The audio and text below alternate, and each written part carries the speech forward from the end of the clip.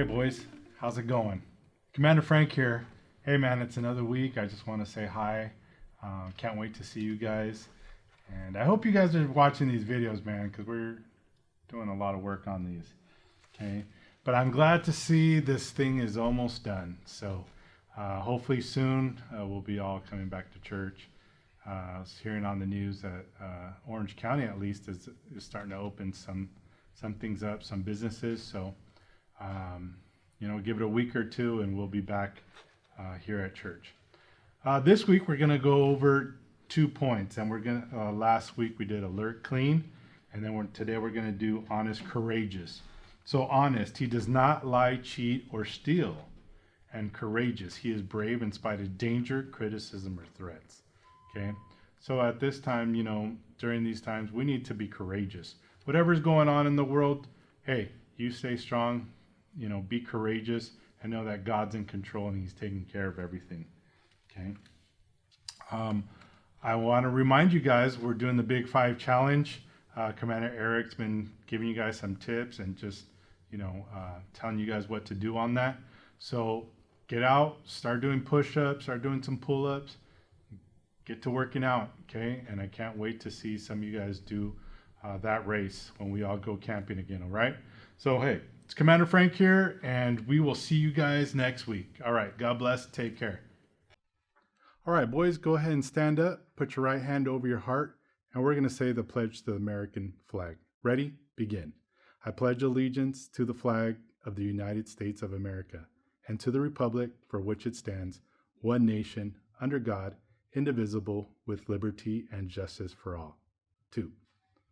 Next, we're going to say the pledge to the Christian flag. Put your right hand over your heart. Ready? Begin. I pledge allegiance to the Christian flag and to the Savior for which kingdom it stands, one brotherhood uniting all true Christians in service and in love. 2. Put your right hand up, and we're going to say the pledge to the Royal Ranger flag. Ready?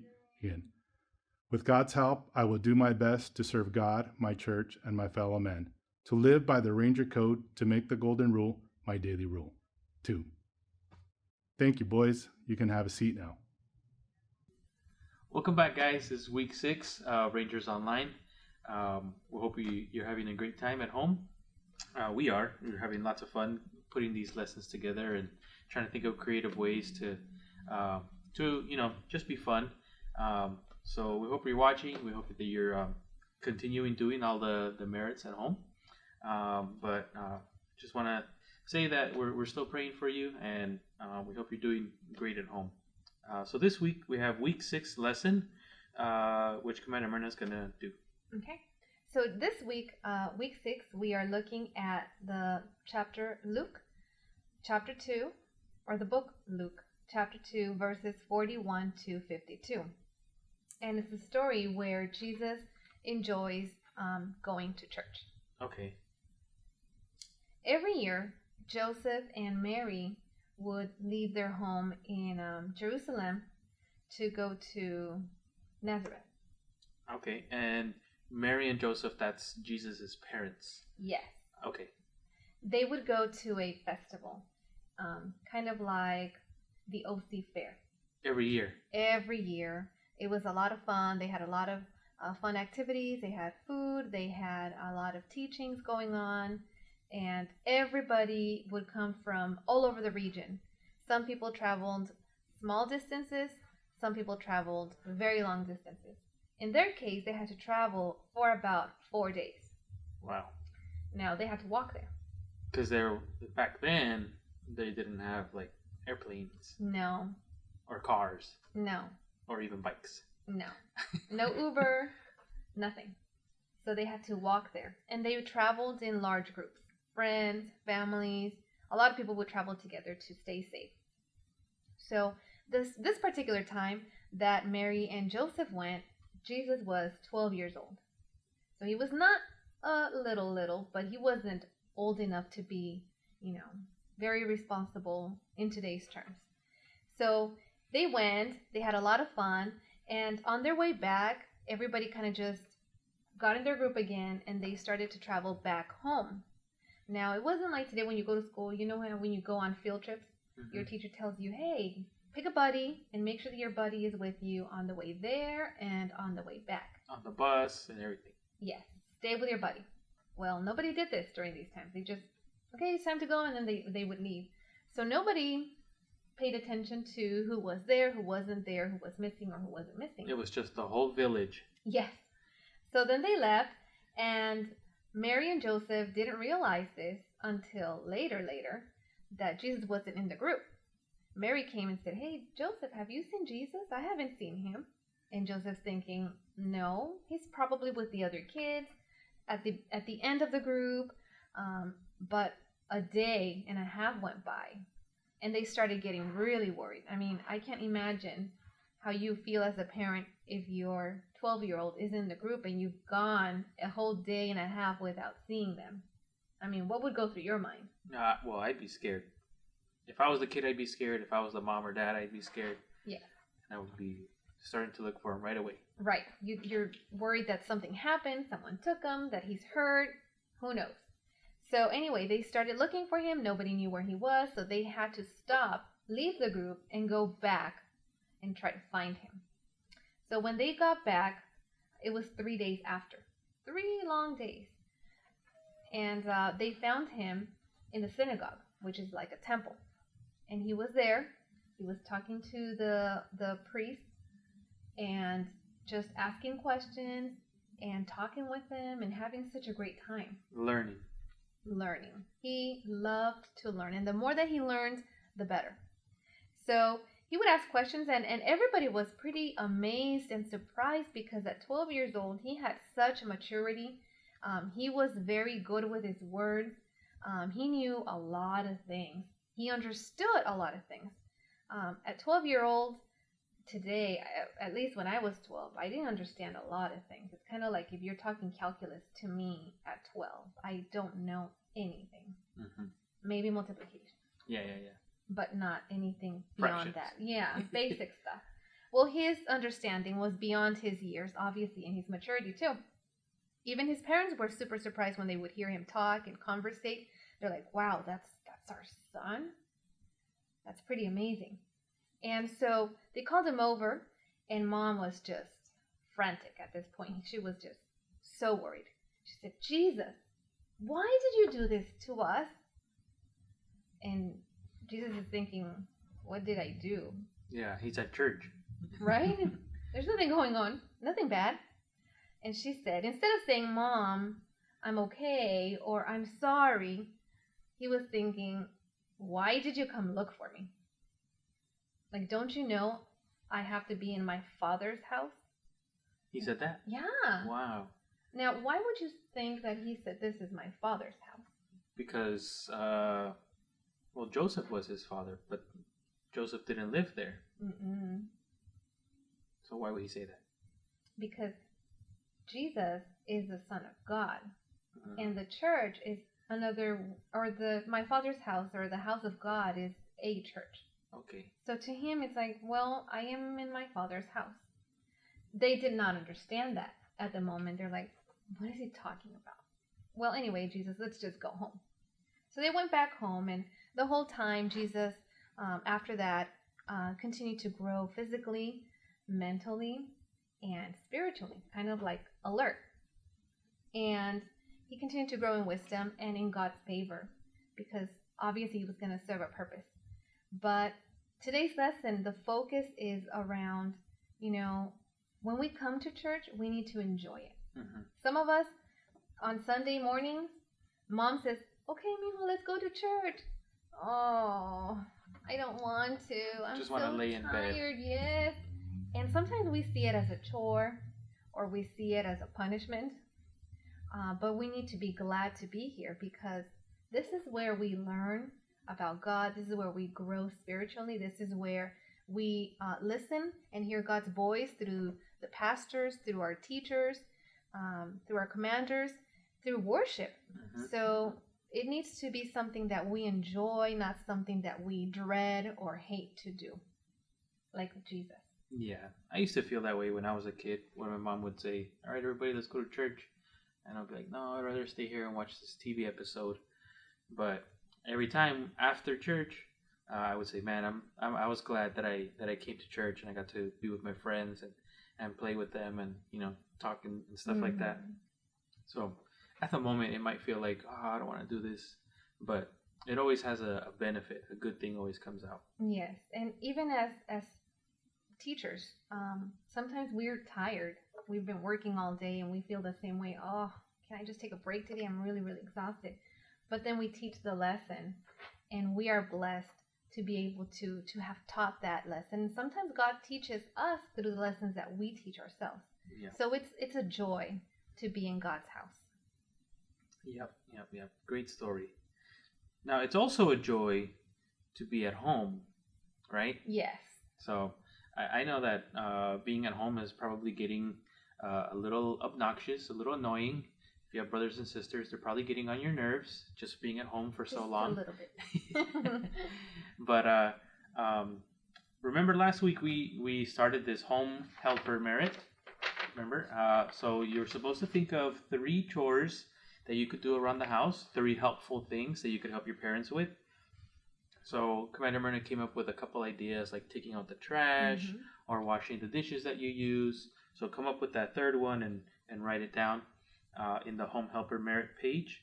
And you can continue to work on that at home. Again, you can work with your parents and see, well, what needs to get done. Think of something that's really beneficial that would help your parents a lot. And we're also going to do another merit. So we're going to do the home helper. We're still going to work on that for the next 2 weeks. But I figured we should do some other merit on top of this. Let's do 2 at a time since we have some time on our hands and we're at home. And so I figured we'd do something a little bit more fun, creative. You can actually build something. So we're going to do the puppet merit. Okay, so you're not gonna make something, so intricate that like this one, but we're gonna make puppets. Okay, and then when we come back together, when it's all okay to come back together to church, we're gonna bring all our puppets.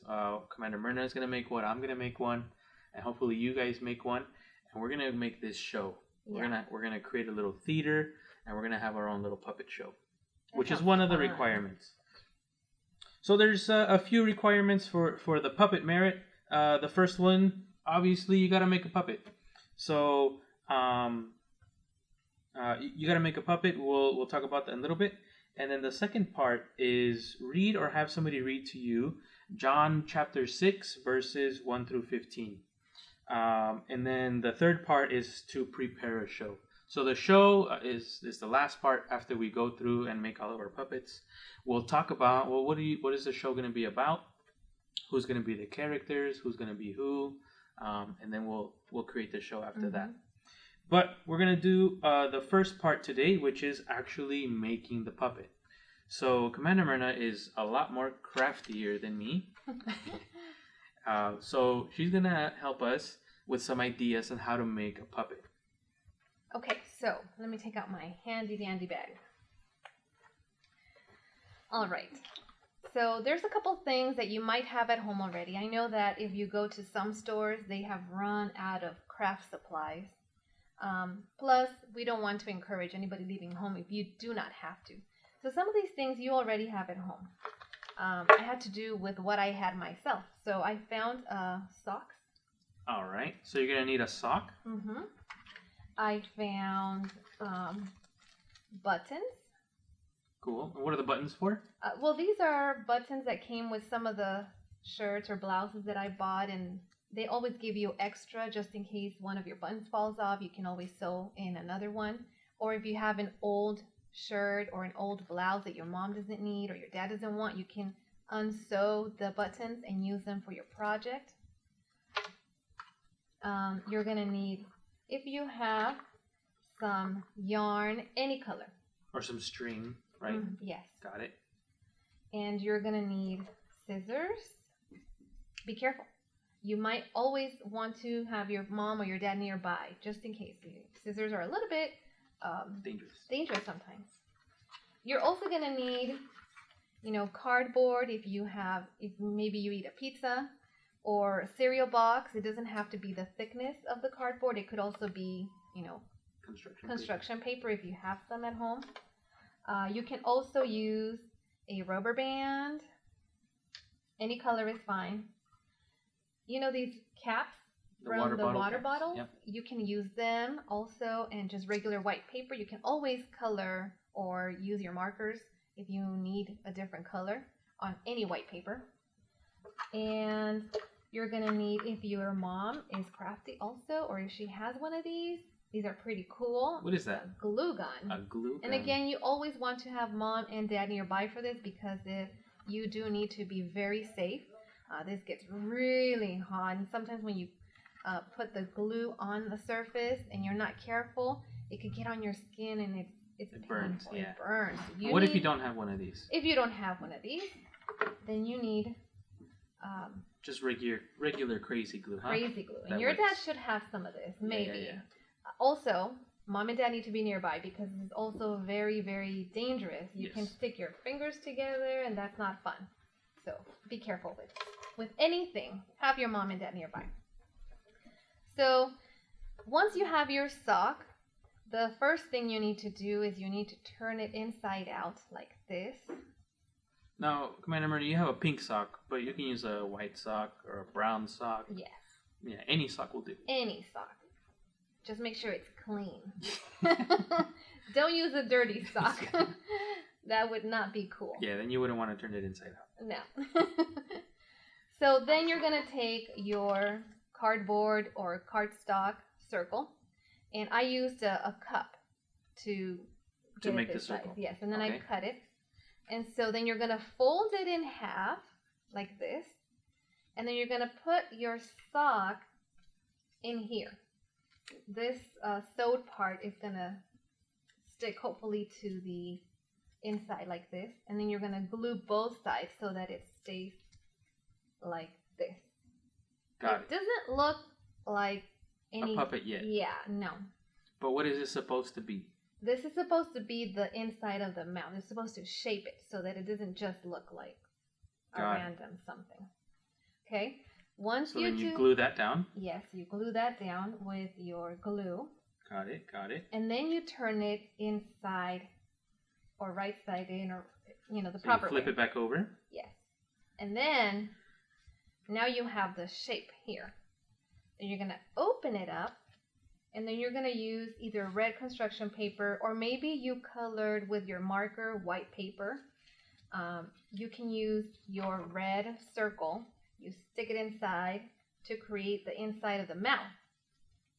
Then I used a smaller circle than the other one. Got it. And then you're going to need an even smaller circle to become the tongue inside. And you also kind of glue it, and then you fold it and you put it inside. Now you have your mouth, and it even has like the little, Dimples. yes, so it looks good. Then for the eyes, I used buttons that I had, and again, I just glued them on. And I even added some hair. Mine's a girl, Right. but you can make anything. You can make an animal, you can make a boy puppet. An afro. Yes, you Or can a make mohawk. right, curly hair, spiky hair. If you have other little objects at home, you are free to do and be as creative as you need to be.